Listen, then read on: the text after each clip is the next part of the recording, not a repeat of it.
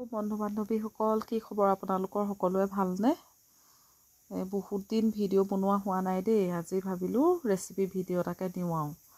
এয়া মাছ ফ্ৰাই কৰিবলৈ লৈছোঁ আৰু আজি মাছৰ কাৰী এখনকে বনাম।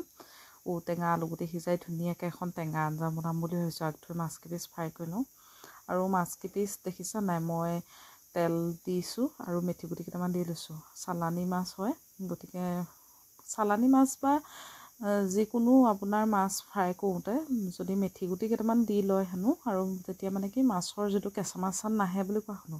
গতিকে মই তেনেকৈ মাছকেইপিচ ফ্ৰাই কৰি লৈছোঁ আৰু যিহেতু টেঙা আঞ্জা বনাম সেইকাৰণে মাছকেইপিচ ৰঙা হোৱালৈকে ফ্ৰাই কৰিছোঁ।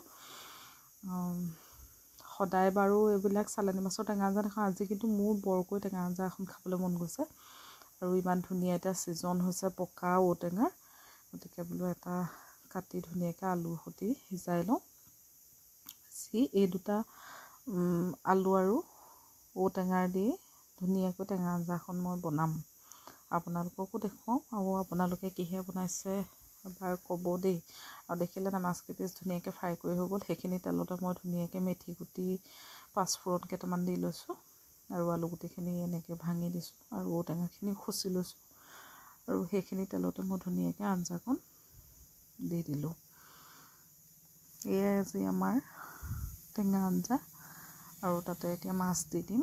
ধুনীয়াকৈ উতলিলে নমাই থ'ম।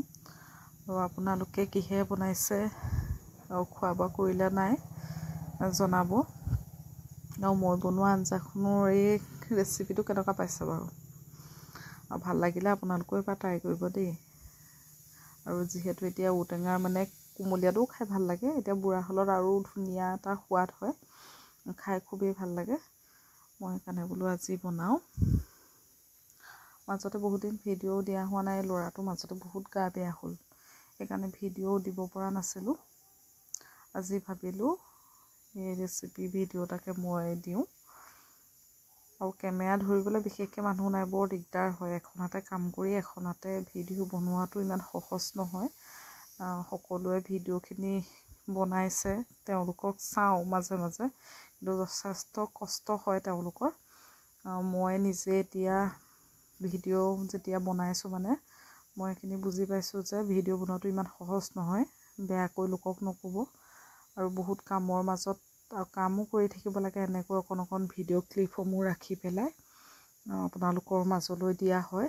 আপোনালোকে বেয়া কমেণ্ট নকৰিব, পাৰিলে চাব, আৰু নাচালেও কোনো কথা নাই। আৰু এখন মই বইল মাছৰ ৰেচিপি বনাম বুলি ভাবিলোঁ। ল'ৰাটোৱে ক'লে মা বইল মাছৰ ৰেচিপি এখন মোক বনাই দিয়া, মই খাওঁ। তাৰপাছতে ভাবি আছোঁ আৰু বইল মাছ নবনাওঁ বোলো, ভাপত দিয়া মাছ অকণকে বনাই দিওঁ। যিহেতু মই দালি বনায়ে দিলোঁ, গতিকে এনেকৈ মই সৰিয়হ, কাজু বাদাম, কেঁচা জলকীয়া দুটাহে দিছোঁ, ল'ৰাটোৱে খাব যিহেতু, আৰু আমি দুটাই খাম এয়া মাছ। আমাৰ ঘৰত বাৰু বইল মাছটো খোৱা নহয়, কাৰণ আমাৰ মাহঁতে আৰু আমাৰ এজনেও খাই বেয়া পায়।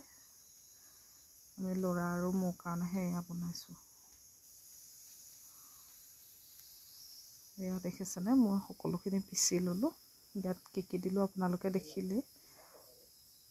ধুনীয়াকৈ এইখিনি মই মাছকেইপিচত সানি ল'ম। কেঁচা বিলাহী এটাও দি দিছোঁ দেই।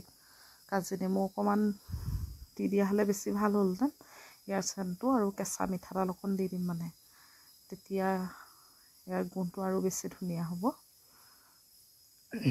আৰু এইখিনি মই ধুনীয়াকৈ ইয়াত সানি লৈছোঁ। সানি কুকাৰত ভৰাই চিটি কেইটামান মাৰি দিম আৰু তাৰপাছতে আমাৰ এয়া ভাপত দিয়া মাছটো হৈ যাব। আজি এয়া মোৰ ভাতৰ থালিখন। আপোনালোকে কিহে খালে জনাব। আজিলৈ বাই বাই, ইমানেই।